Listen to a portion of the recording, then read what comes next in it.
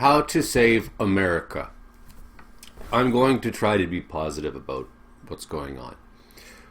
Really, we could call it How to Save the World.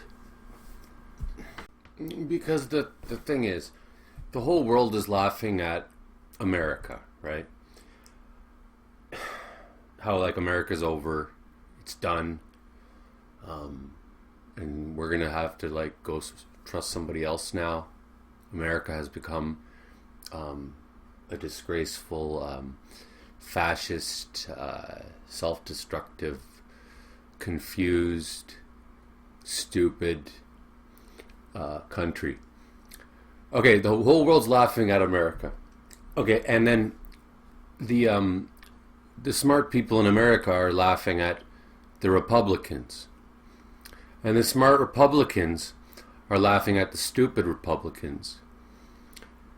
But at the end of the day, you see there's a spill down thing. At first, the Republicans were laughing at Trump and what an idiot he was.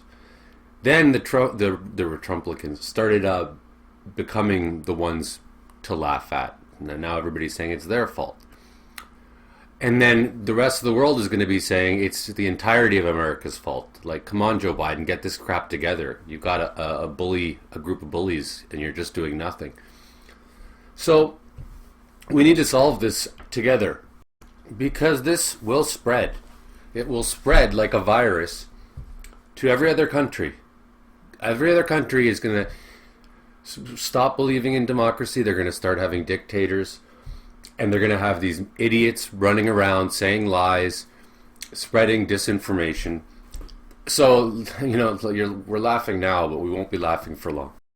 So I'll start with this. There was this Kristen Welker who works for MSNBC. And she accidentally said a few months ago, like right after Joe Biden was elected, it was a slip of the tongue. She said, she referred to Joe Biden and then President Trump. Holy shit, someone's yelling outside.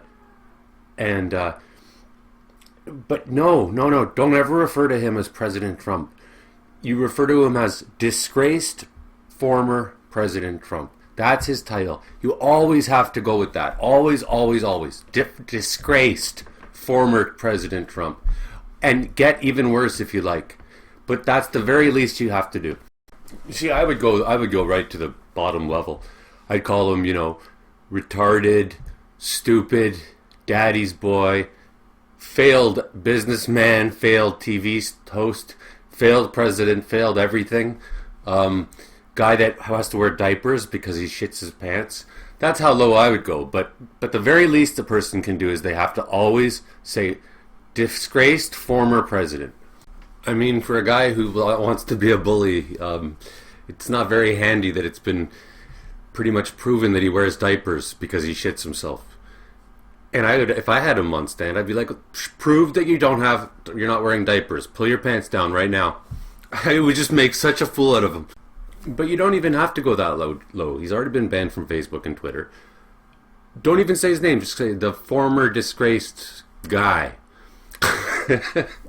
Next, the world has to speak up and say, they will do no business with America until they get their shit together. Next, Americans have to start standing up, especially Democrats, and say that we will do no business with the Republicans. Like, they are nuts. We want nothing. And they're doing it. Like, Major League Baseball was pretty smart to move their All-Star game away. But everybody needs to do that who's on the side of good. And let's just face it, the Republicans are evil. And Democrats are good. It's that clear. And, you can just start referring to Republicans as evil. The party of evil, not the party of ideas. And anybody who supports Trump is evil. Because, they're acting like it. And they deserve it. They don't deserve the tiniest iota of respect. The world needs to start talking about America as the clown country. And Democrats need to start referring to Republicans as the evil clowns. And the good Republicans need to start referring to the evil Republicans as, dumbass, retarded, crazy lunatics who believe in space aliens. Jewish space aliens. And I like what Biden's doing because he's, playing the nice guy. good cop and they're the bad cop. But after Biden, and after like that, we recover, they recover, the world recovers from the evil Republicans and former disgraced retard who poops his pants. Then we need a more fascistic Democrat, but who actually cares. Somebody who is willing to, like, you know, to tell the truth about how former disgraced Poopy-Pants actually does poop his pants, and just focus on that. And, you know, if America wants to complain about how the way Russia is treating Alexei Navalny, it's kind of hypocritical, because look how America is letting Poopy-Pants get away with murder. The guy he's basically guilty of genocide, whether by, you know, involuntary genocide or voluntary, with 500,000 deaths from the virus. This genocidal maniac needs to be punished. He needs to be jailed, let alone kicked off Twitter. And until he is made an example of, he will be emulated by others. First, we need to make an example of him. Then we make an example of his followers.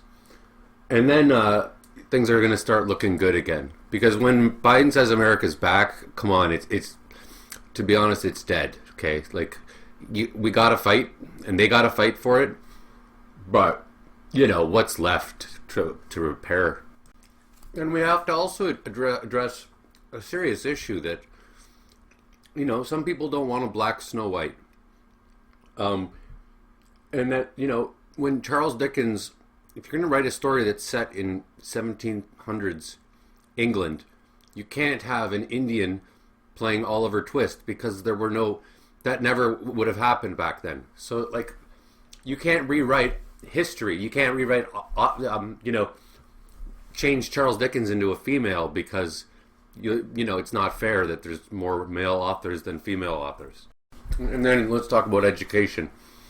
Okay, a lot of these idiot Republicans, evil Republicans, went to like Yale and Harvard. Okay, so what does that prove? It proves you can go to Yale or Harvard and still be an idiot.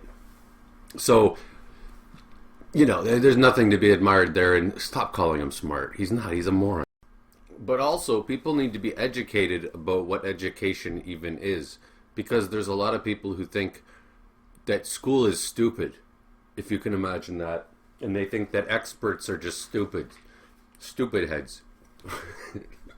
They think that a guy that studies science his whole life doesn't know anything about his field of and I always liken it to, like, would you lecture you know, a construction worker about how to build your staircase? Well, you probably would if you're one of these people who doesn't believe in expertise. So people need to be educated about education. That's how sad it is. People can't even define science, and they're saying they don't believe it. They don't believe in it, or they're judging it.